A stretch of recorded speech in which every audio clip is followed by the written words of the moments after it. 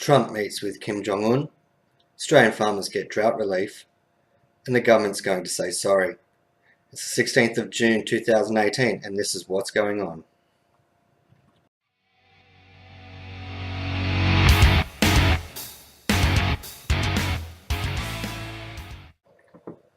Alright, the summit between Donald Trump and Kim Jong Un. The meeting between the two leaders was named as the summit of the century. Whether or not it lives up to the hype will largely be determined by what follows after the historic meeting in Singapore. The President Trump was in his usual form when he spoke to the media for almost an hour in an extraordinary media conference. He was confident of the breakthrough with US and North Korea's relations, but hedged his bets somewhat and placed much of the onus on his counterpart's shoulders. Mr. Trump was particularly impressed when Kim vowed to destroy a nuclear missile testing site, maybe the one he's already blown up. He states, "I think he'll do it. I really believe that. Otherwise, I wouldn't be doing this." It was really the engine testing site in addition to all other things that they've agreed to do. But time will tell in the end. The deal which Mr. Trump and Chairman Kim agreed has already been criticised for lacking detail of a time frame or when anything will be achieved. Instead, it sought to establish new relations between the two countries. But Kim has committed to fully moving towards denuclearization. In return, the US and South Korea will abandon their military exercises. That basically means the US troops will be removed from South Korea. Kim and Mr. Trump spent almost 40 minutes in their summit with only translators. They were then joined by members of their delegations for an extended talk. The remains of prisoners of war from the 1950 to 1953 Korean War would also be retrieved, something Mr. Trump said that Kim agreed to. After lunch, they had a chance to pose for pictures. Many thought that they would never see pictures like these. On one side was the supreme leader of a Democratic People's Republic of Korea, and the other one a ruthless dictator, which is part of the US presidency. They shook hands and smiled. The handshake lasted 13 seconds and was without any sort of vigorous antics, no knuckle crushing or palm tickling involved. Nothing could ever be taken for granted, Mr. Trump stated, but he's been a real deal maker. My whole life, it's my thing.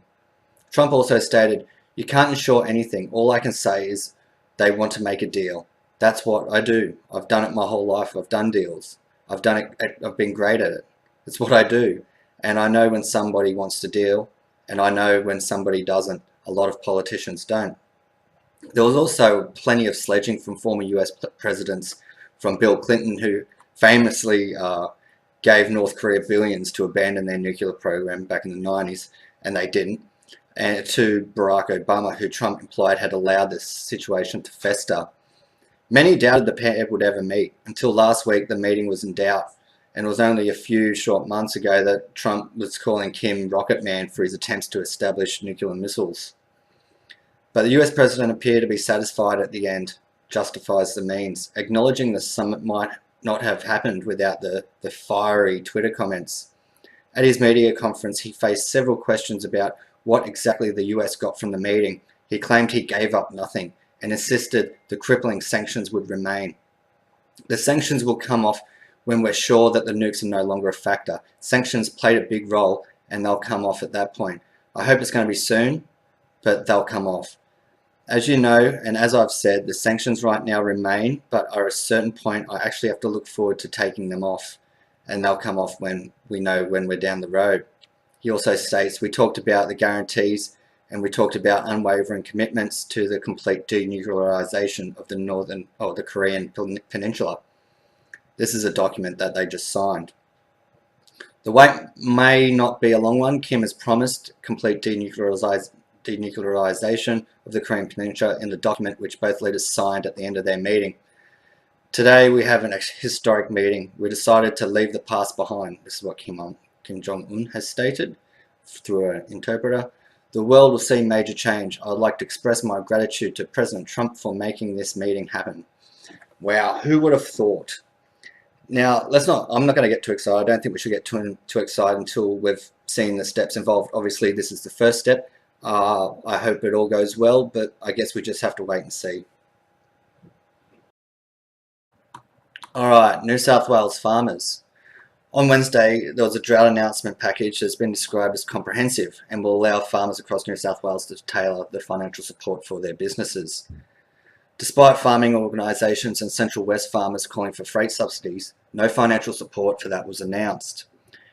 New South Wales Premier, the Deputy Premier and Minister for Primary Industries announced additional funding for the Farm Innovation Fund and a new weather station and a mental health and new kangaroo management plan. Minister for Primary Industries Noel Blair stated that they've travelled around the state over the recent months and they've heard different messages from the farmers. But one thing that is certain is that every farming business is different and has to come up with its own individual package that is going to allow the farmers to tailor the support and the infrastructure for what they need for their farms, which is a cornerstone of what they're doing here today. Mr. Blair said the drought package, especially the additional $250 million to the Farm Initiative Fund, was about making sure that they have a responsive as a government and standing by the farmers of food and fibre products of New South Wales. A new kangaroo management plan will be put in place to reduce kangaroo numbers in drought-hit areas.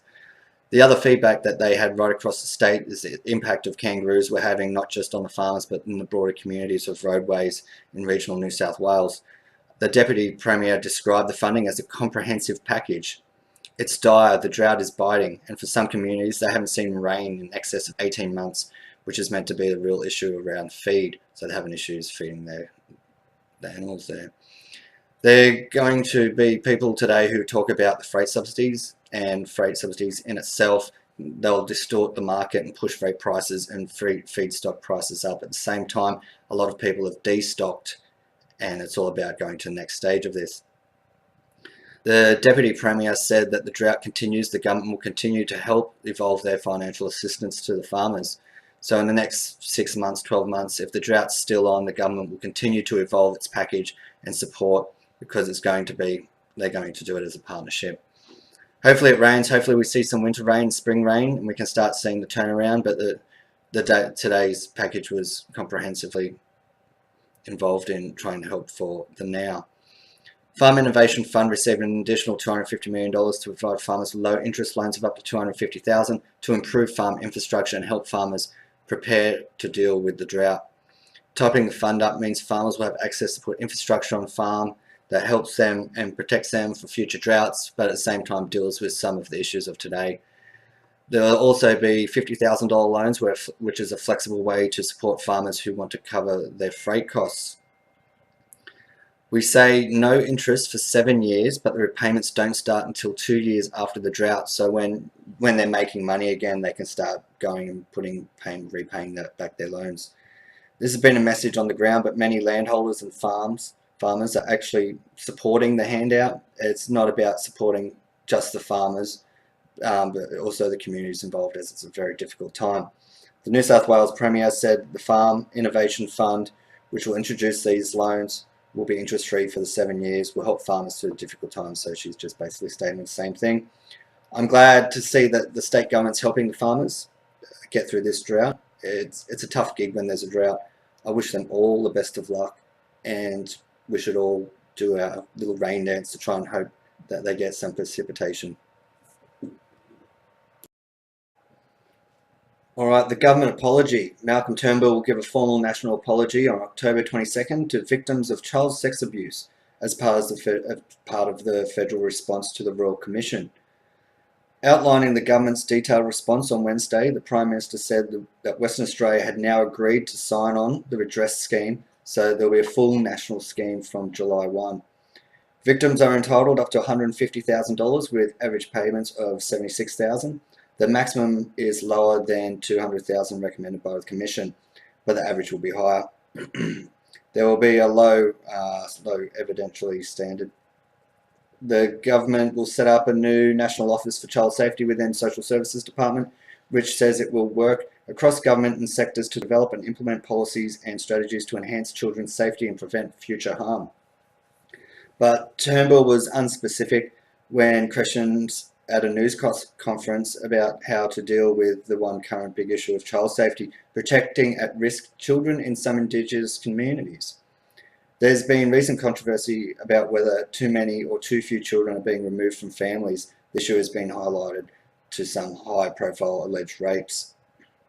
Turnbull said that he had disclosed the problem with the Northern Territory's Chief Minister. Asked about the level of removal of children, he said, "The safety of children has to be paramount. It's difficult to generalise about this because every case is different." He pointed to the duty of parents and neighbours to ensure children's safety. If you believe a child's being abused, don't turn a blind eye. The Commission itself made 409 recommendations. Of these, 84 related to address matters of the remaining 325. 122 are directed wholly or partly to the federal government, which has accepted 104 of them. As this notes that the other 18, which mostly overlap other jurisdictions and will need more consideration, as it's not rejected any recommendations. Where institutes decide not to accept the Royal Commission's recommendations, they should state so and why. Speaking at his news conference, Mr. Turnbull stated, "The survivors that I've met and the personal stories that I have been told has given me a small insight into the betrayal you experienced at the hands of people in institutions who are supposed to protect and care for you. The Royal Commission has made it very clear that we all have a role to play in keeping our children safe.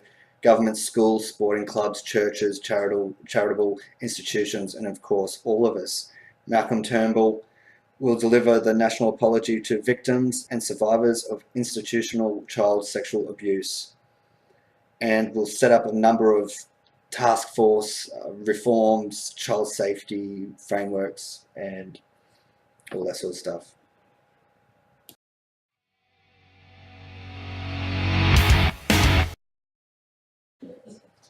Alright, the fast five, here we go. Number 1, police search for fresh evidence in the disappearance of William Tyrrell after finding a toy recent in bushland. Although it's too early to identify any link with the missing boy, a toy along with the bag of evidence were collected on the first day of searching for new leads in the disappearance of the then 3-year-old known as the boy in the Spider-Man suit. I wish them best of luck. Number 2, Dronesheild have soared. Their shares have soared, which is a drone security firm, after it's won its biggest order for drone guns. It's a device that it's like a rifle. You shoot down drones, it just knocks them out. The $3.2 million order for 70 drone guns comes from an unspecified Middle Eastern country allied with Western governments. I would say Israel. Dronesheild says the country is a sophisticated user of security and defense equipment with one of the largest defense budgets in the world. Yeah, we know exactly what it is. The company is based in Sydney and Virginia in the US, and its drone gun is a lightweight radio frequency jamming device with a range of up to 1 kilometer. Number 3, in recent years, psychedelic party drugs such as LSD and MDMA have been studied by scientists for their potential ability to treat mental health problems such as depression and anxiety, often in microdoses, which is smaller than what you use to take a trip.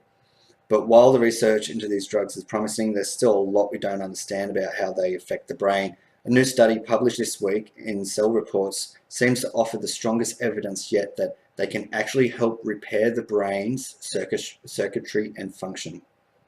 Number 4, the World Cup.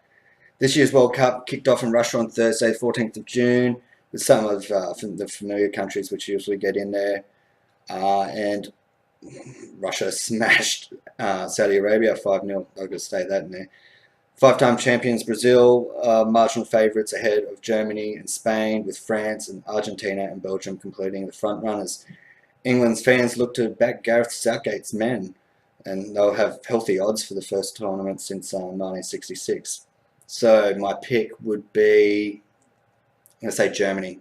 It'll be Germany and Brazil, and from Germany smashing Brazil last time, they're just going to freak out. Germans are going to take this easily. Number 5, no more oBikes for Melbourne. The Singaporean company has decided to remove its bicycles from Melbourne streets following strict new rules and months of misuse. They've been thrown on roofs and into the Yarra Valley, into the river, dismantled for parts and trashed by vandals. And some people, not many, even use them for their intended purpose as a two-wheel transport around the city. But the yellow bikes will soon be gone from Melbourne streets. On Tuesday, newly elected Melbourne Lord Mayor Sally Capp announced that the Singaporean bike share company will exit the Melbourne market. Just look at the photos. People were making art pieces out of them. They were building them backwards, like taking the forks out and building them the other way. Alright guys, that's it for the weekly news review. If you've enjoyed this, please leave a like. If you would like to be notified of upcoming, please subscribe. If you want to send some mail, it's wgoadamelder@gmail.com. This is what's going on, and enjoy your week. Till next time.